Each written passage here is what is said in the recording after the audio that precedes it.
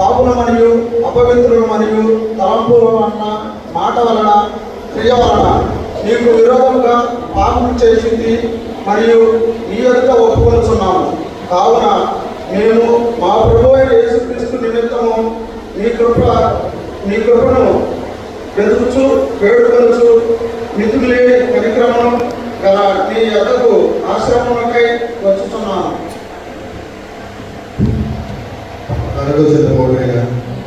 జనదేవ కుమారుని ఇచ్చిన మిక్కుల కలగారు